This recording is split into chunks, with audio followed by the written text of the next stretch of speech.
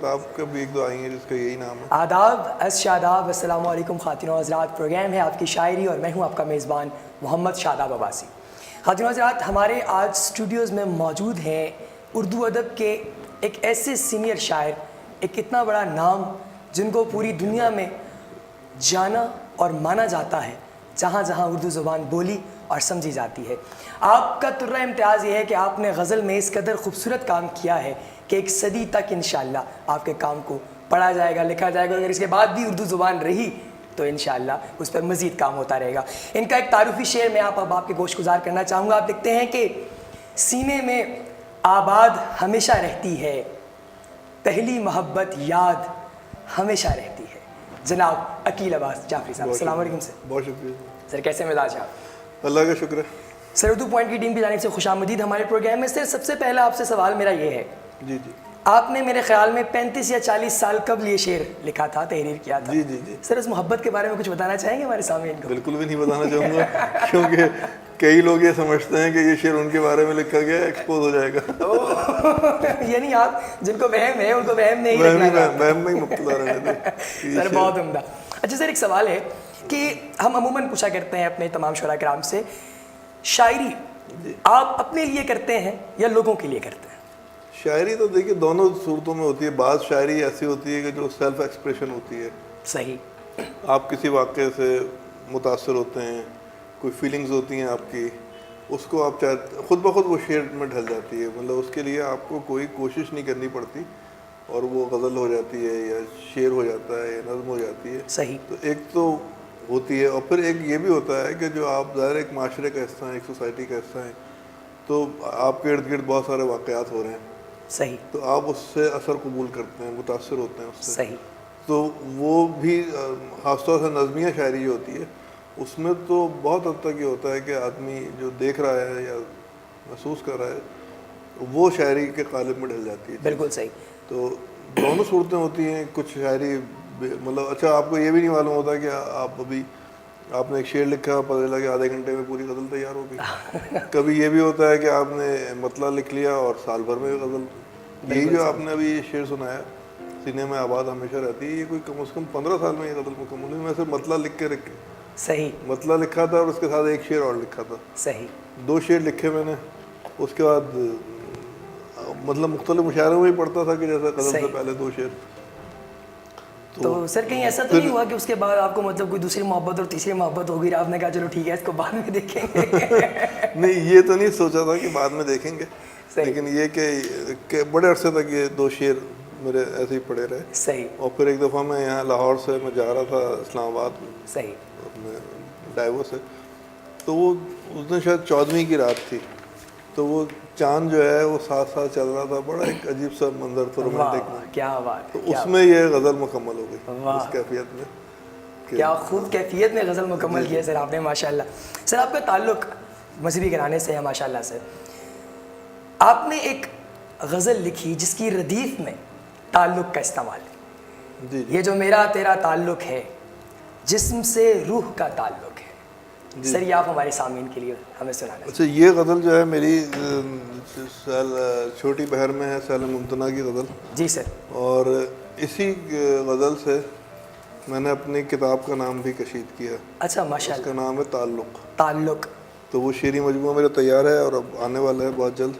اچھا سر, آپ ہمارے سامعین کو بتائیں گے وہ کب تک ریلیز ہو رہا ہے؟ وہ انشاءاللہ وہ تیار ہے بالکل. وہ مجموعہ تو مطلب 1 مہینے کی نوٹس پہ, 15 دن کی نوٹس پہ آ سکتا ہے. چلیں جی, انشاءاللہ ہم سب کو انتظار ہے. ہر چیز اس کی تیار ہے سر.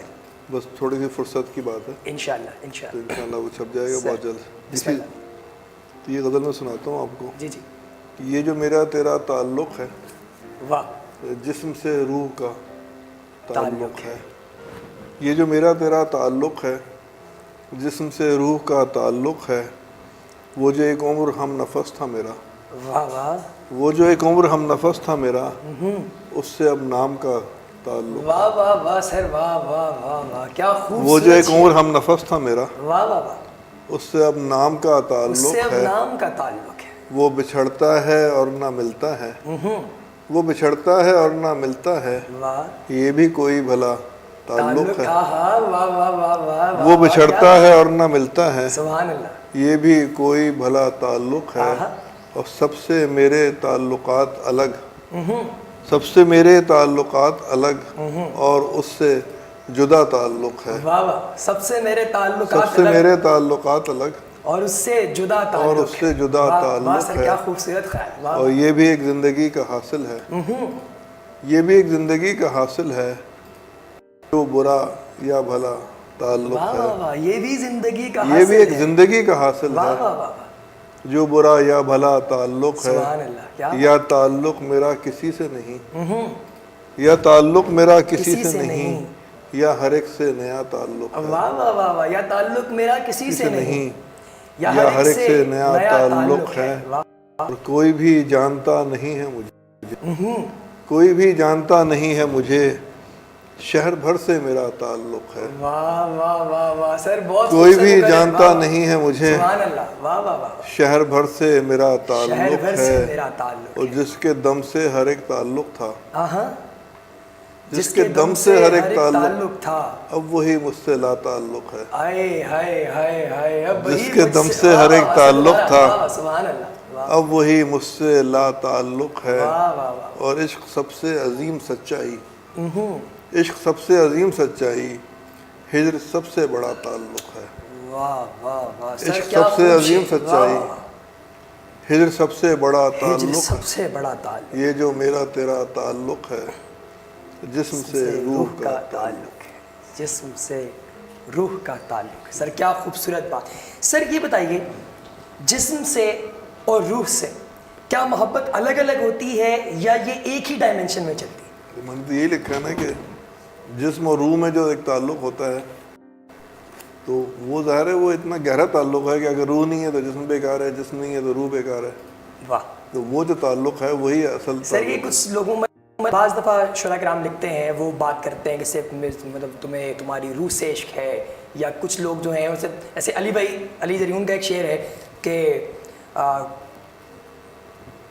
عشق میں، پیار میں جسم کو یکسر نہ مٹا جانے دے، اب جس طرح یہ بات ہے وہ جسم کو لے کر آتے ہیں اور وہ روح کو تھوڑی دیر کے لیے پس پردہ ڈال دیتے ہیں، آپ نے ان دونوں کا جو ایک میش اپ کریٹ کیا ہے، یہ بڑے عمر کے ساتھ ساتھ یہ فیلنگ جو ہے نا، یہ کیفیت جب کے اندر محسوس ہوتی ہے کہ جسم اور روح جو ہے نا الگ الگ چیز نہیں ہے، صحیح، اور یہ بھی مطلب ابتدا میں نہیں محسوس ہوتا یہ، اور آخر میں بھی یہ جو لوگ سب جن کو جسم چاہیے ہوتا ہے وہ روح کو کوئی اہمیت نہیں دیتے، لیکن میں سمجھتا ہوں کہ اگر کوئی عشق ہے تو وہ روح سے ہی عشق ہے اس کے، اور جسم ایک ثانوی چیز ہے اس میں بالکل، واہ سر کیا اور خوبصورت بات، لیکن دونوں ایک دوسرے سے جڑی ہوئی ہیں، وہ دونوں لازم و چیزیں ملزوم ہے یہ، لازم و ملزوم ہے کہ اگر روح ہے تو جسم ہے، اور جسم ہے تو بالکل روح صحیح ہے۔ سر، لفظی آپ نے 100 لفظی غزل کا ایک تجربہ کیا، جی جی جی، بڑا منفرد، میرے خیال میں اپنی نوعیت کا واحد ہے، سر یہ غزل ہم آپ سے سننا چاہتے ہیں، گلوں کی تازگی خوشبو ہنسی برائے فروخت، جی ہے اس چمن کی ہر ایک چیز ہی برائے فروخت، یہ بس اتفاقاً یہ ہوا کہ وہ ہمارے دوست ہیں مبشر علی زیدی جنہوں نے یہ 100 لفظی کہانیوں جی جی کا جی، تجربہ شروع وہ کیا، شروع، اور بہت پاپولر ہوا، اور اس کے بعد بہت سارے لوگوں نے 100 لفظی غزلیں لکھی، پھر 1 منٹ 100 لفظی کہانیاں، پھر 1 منٹ والی کہانی لکھی، پھر مطلب 10 لفظی کہانی تک بھی میں نے دیکھا کہ کچھ لوگوں نے لکھی، تو یہ ایک مائکرو فکشن کہلاتا ہے، مائکرو اور فکشن، اردو میں جو مائکرو فکشن ہے اس کا جو پہلا اگر کوئی کتاب کہی جا سکتی ہے کہ جو مائکرو فکشن کا مظہر ہے وہ سیاہ حاشیہ ہے منٹو کی، سیاہ حاشیہ منٹو، اس میں کوئی کہانی 100 لفظوں کی نہیں ہے، صحیح، یہ مبشر علی زیدی پہلے ریسرچ کر چکے ہیں،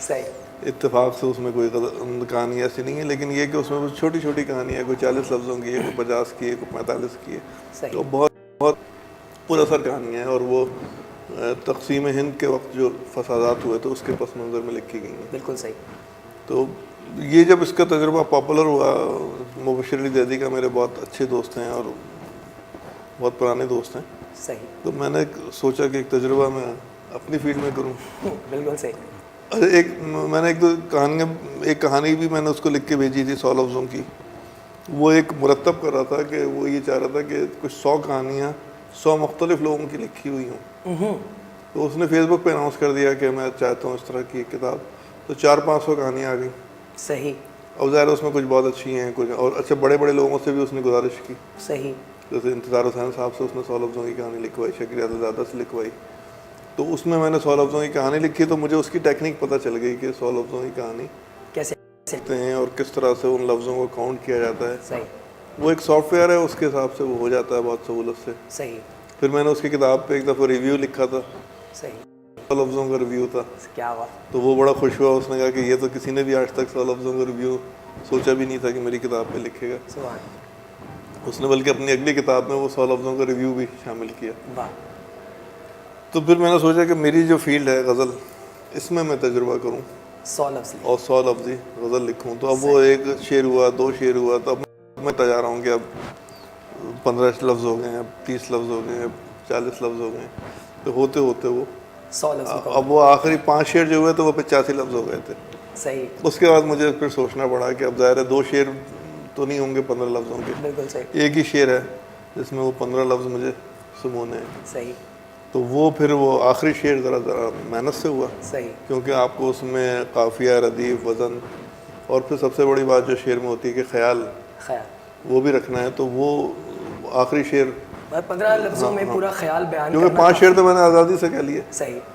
6 شعر پہ مجھے جو ہے نا وہ تھوڑا سا رکنا پڑا، اور لیکن وہ بھی ہو گیا جلدی، آدھے 1 گھنٹے میں وہ شعر بھی ہو گیا تھا. بسم اللہ سے. یہ غزل سناتا ہوں میں آپ کو. گلوں کی تازگی، خوشبو، ہنسی، برائے فروخت. واہ.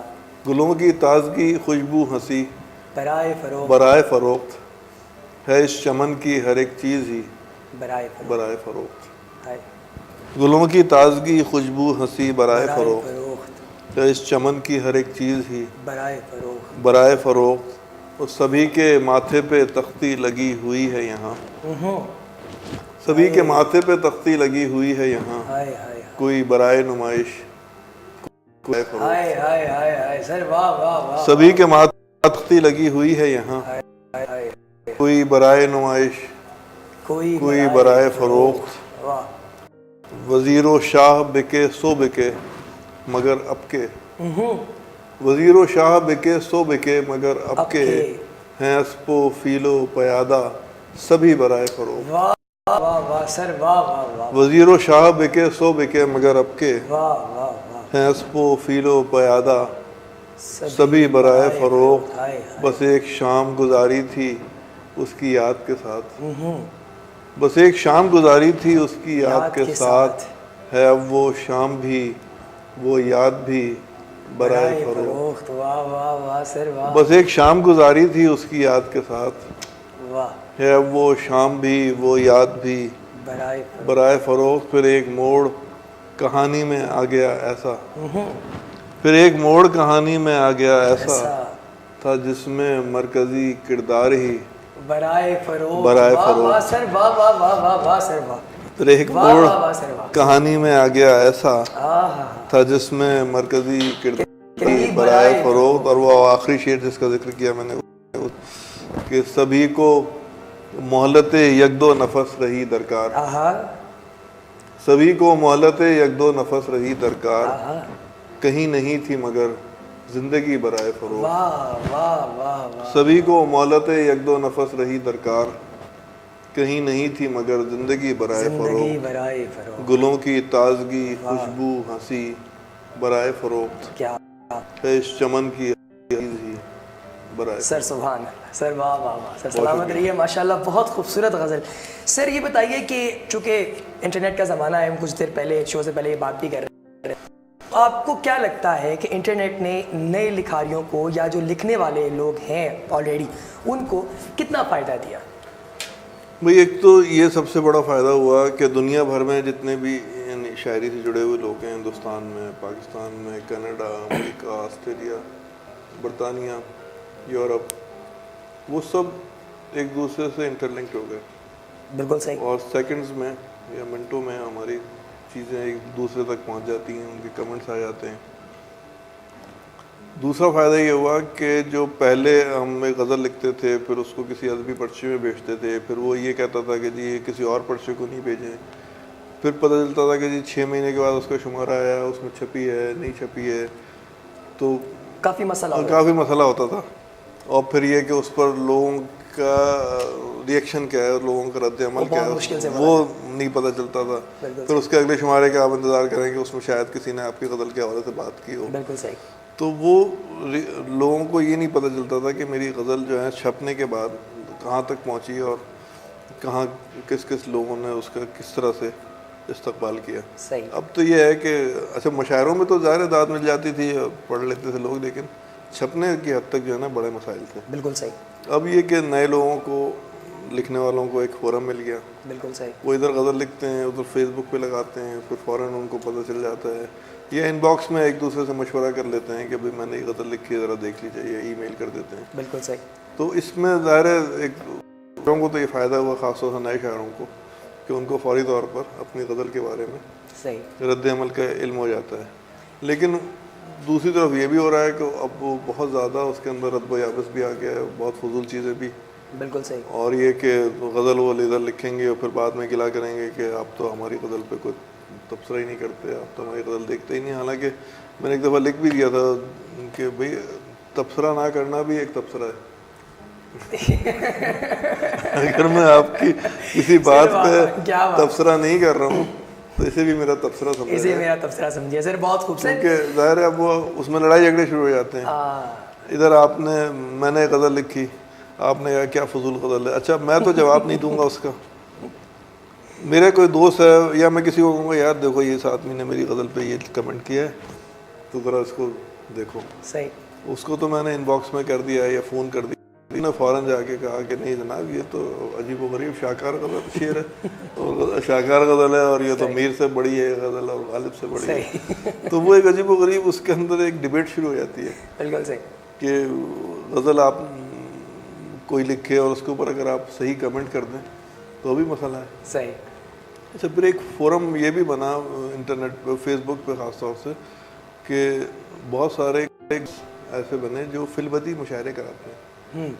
اور وہ ان کے ٹائم پہ ہوتا ہے کہ جمعے کے دن رات کو 9 بجے پاکستانی وقت کے مطابق رات کے 9 بجے یہ مشاعرہ شروع ہوگا. صحیح.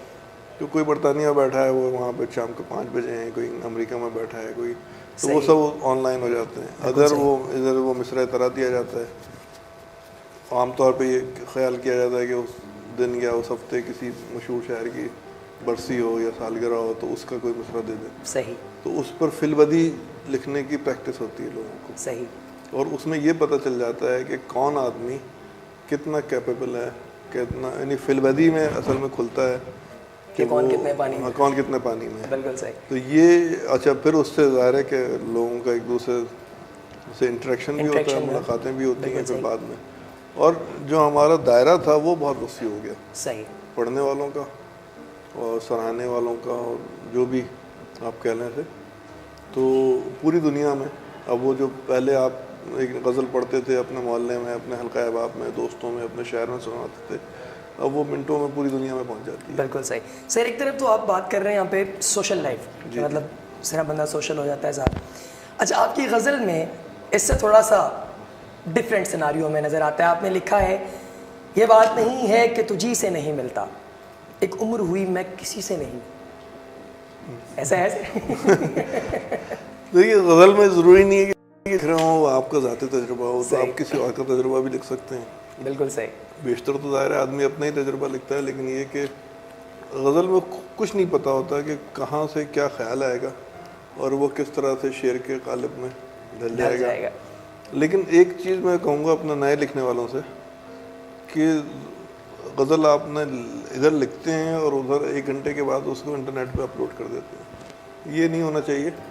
پہلے اس غزل کو آپ بار بار پڑھیں, اس میں دیکھیں کہ کون سا مصرع ڈھیلا ہے, کون سا مصرع کس میں کوئی تنافر آ رہا ہے, کس میں کوئی تہ جلی آ رہا ہے. یہ جو غزلوں کے عیوب ہیں, شاعری کے جو عیوب ہیں, ان کو اچھا پھر کہیں ہوتا ہے کہ آپ کوئی لفظ لکھتے ہیں اس کو درست وزن میں نہیں لکھ پاتے.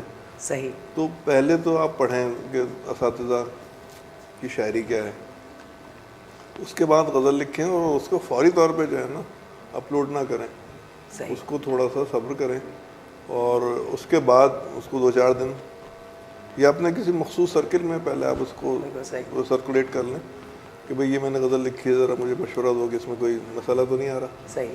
تو اس کے بعد اپلوڈ کرنا کہ اس میں ان کو بھی ایک جو ایوب ہیں وہ تمام نکل جائیں. ایوب نکل جائیں. اور پھر یہ کہ اس سے جتنا بھی بار بار لکھا جاتا ہے نا کوئی مصرع اتنا وہ پالش ہوتا جاتا ہے. بالکل صحیح. اب جیسے یہ غالب کا ایک شعر واقعہ میں نے پڑھا تھا کہ جس دل پہ ناز تھا مجھے دل نہیں رہا, اس پر غالب نے 35 مصرع لکھے تھے.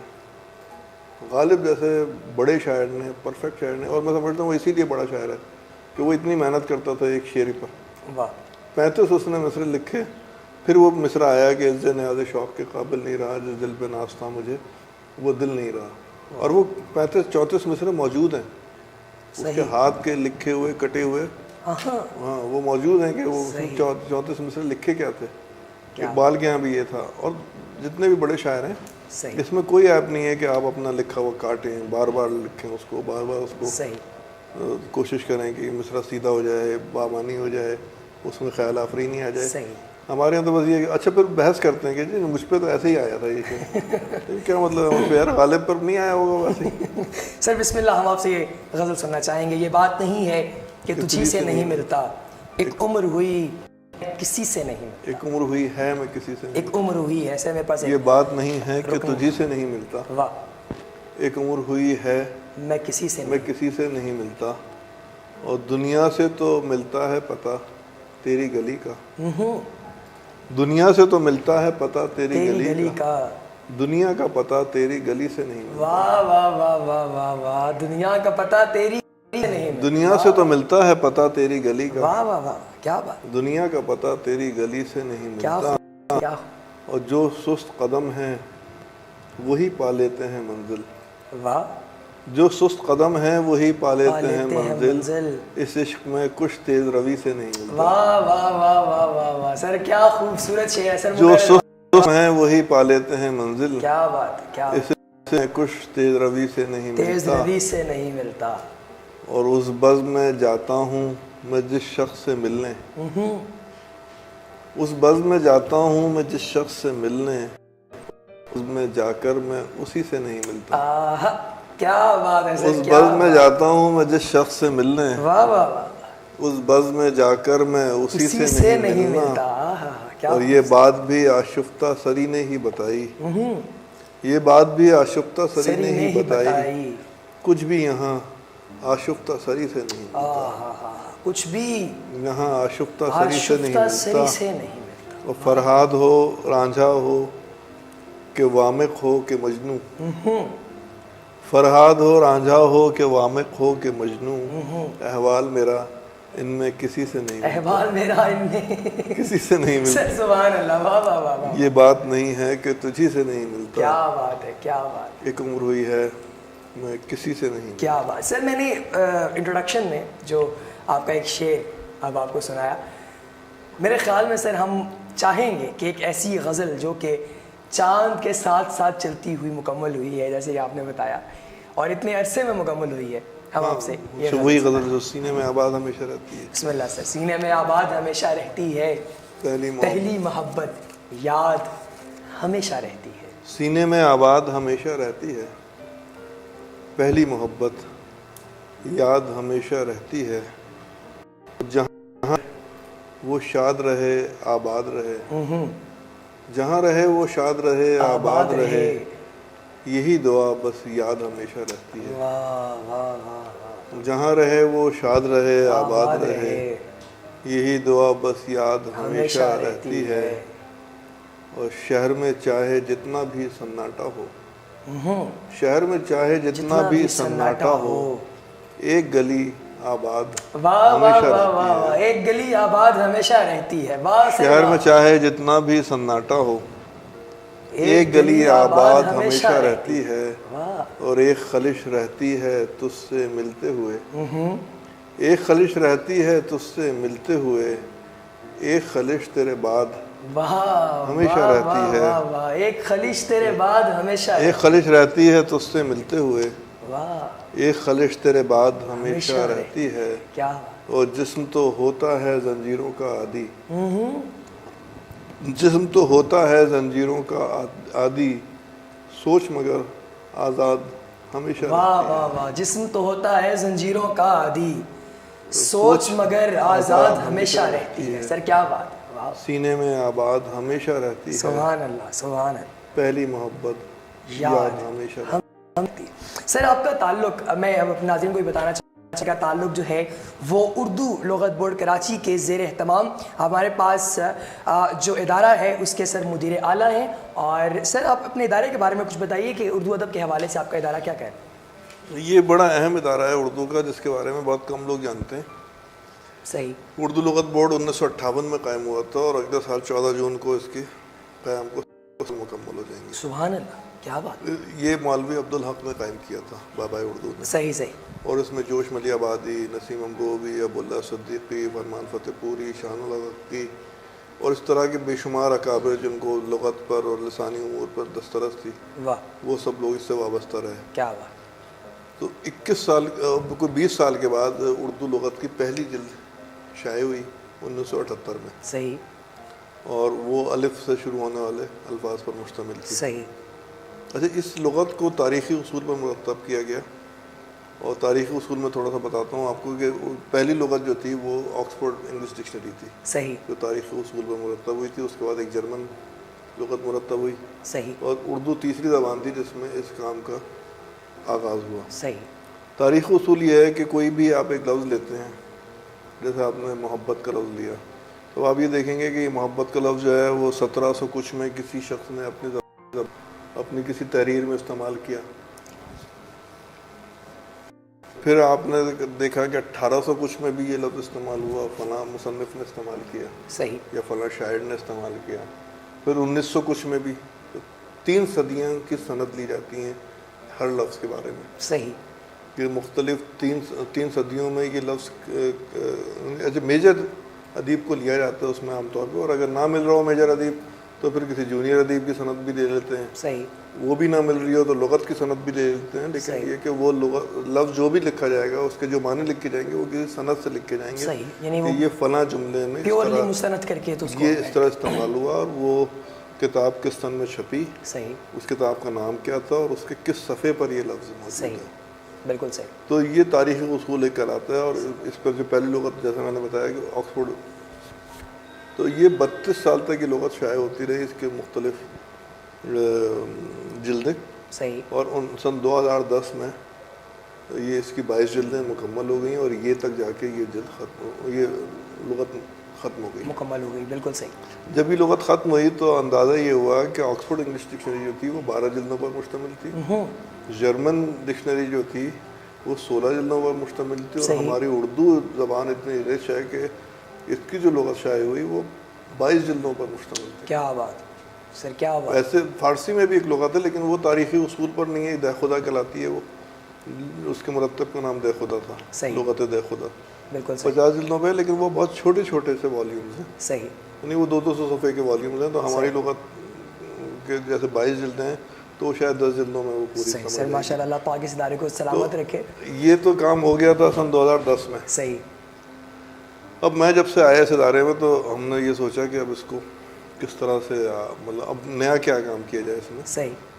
تو وہ ہمیں بہت اچھی سرپرستی حاصل رہی حکومت پاکستان کی. صحیح. اور انہوں نے ہمیں فنڈز بھی فراہم کیے، ہمارے لیے آسانیاں بھی فراہم کی، مطلب ایسے اسباب بھی فراہم کیے کہ جس سے ہم یہ اگلا پروجیکٹ کر سکیں. صحیح. تو جو ہمارا ادارہ جو ہے وہ قومی تاریخ و ادبی ورثہ ڈویژن میں آتا ہے. صحیح. منسٹری آف انفارمیشن کا ادارہ ہے. صحیح. تو وہاں سے ہمیں جب سہولتیں ملی اور مدد ملی تو ہم نے اس لغت کو 22 جلدی لغت کو انٹرنیٹ پر ڈالنے کی کوشش کی. صحیح. تو اس کے لیے یہ ہوا کہ جو ہماری لغتیں چھپی تھیں 1978 میں تو یہ سب سہولتیں انٹرنیٹ وغیرہ کی نہیں تھیں، اور ٹائپ اس زمانے میں جو لغتیں چھپتی تھیں وہ ٹائپ پہ چھپتی تھیں، جو جلدیں چھپتی تھیں. تو اس کو اسرین و کمپوز کیا گیا. صحیح. 2,64,000 لفظ ہیں ہماری لغت میں. واہ. اور اس ہر لفظ سے جڑے ہوئے محاورے ہیں، ضرب الامثال ہیں. تو وہ سارے ملا کے وہ 22 جلدوں کا وہ اسرین و کمپوز ہوا.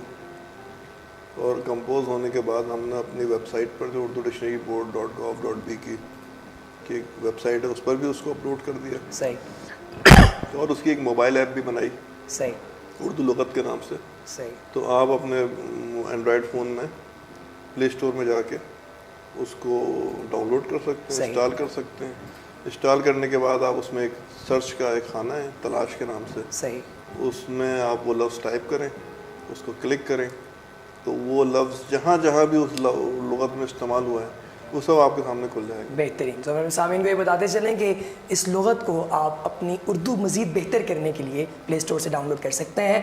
سر ہم آپ سے, چونکہ پروگرام کا وقت مختصر ہے, ہم آپ سے ایک نظم بھی سننا چاہیں گے. ہم نے غزلیں تو آپ سے سنی, اور نظم آپ کی نامعلوم افراد, تو میرے خیال میں ہر تیسری خبر کے اینڈ پہ لکھا ہوا ہوتا ہے نامعلوم افراد, اس کے حوالے سے آپ نے ایک نظم لکھی. سر یہ نظم ہم آپ سے سننا چاہیں گے. یہ بھی غزل کی ہی فارم میں ہے, ہاں, لیکن بہرحال آپ اسے نظم یوں کہہ سکتے ہیں کہ ظاہر وہ سارے شعر ایک دوسرے سے ربط میں ہیں اور جڑے ہوئے ہیں ایک دوسرے سے. وہ شعر تو جسے غزل مسلسل کہتے ہیں, یہ وہ اس صحیح صرف میں آئے گی. تو یہ بڑی جو ایک آپ کو معلوم ہے پورے ملک میں حالات ایسے تھے کہ نامعلوم افراد آئے, نامعلوم انہوں نے فائرنگ کی ہے, لوگ ہلاک ہو گئے, اور پھر وہ نامعلوم سمت کی طرف چلے گئے.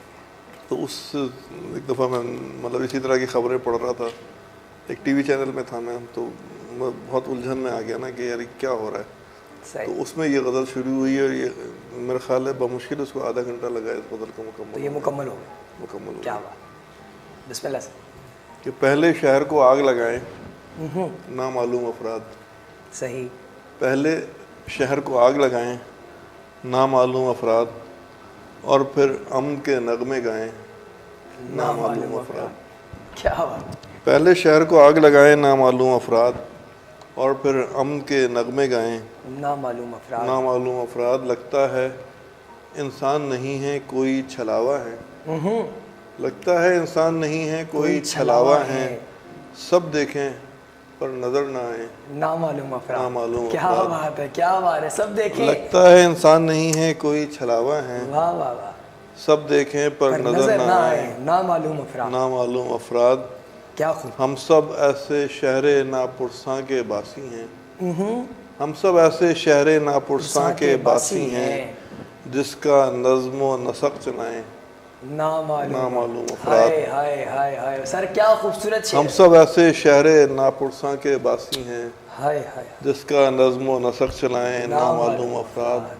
اور لگتا ہے کہ شہر کا کوئی والی نہ وارث, لگتا ہے کہ شہر کا کوئی والی نہ وارث, ہر جانب بس دھوم مچائیں نامعلوم افراد. لگتا ہے کہ شہر کا کوئی والی نہ وارث, ہر جانب بس دھوم مچائیں نامعلوم افراد. اور پہلے میرے گھر کے اندر مجھ کو قتل کریں, پہلے میرے گھر کے اندر مجھ کو قتل کریں, اور پھر میرا سوگ منائیں نامعلوم افراد. پہلے میرے گھر کے اندر مجھ کو قتل کریں, اور پھر میرا سوگ منائیں نامعلوم افراد. ان کا کوئی نام نہ مسلک اور نہ کوئی نسل, ان کا کوئی نام نہ مسلک اور نہ کوئی نسل, کام سے بس پہچانے جائیں نامعلوم افراد.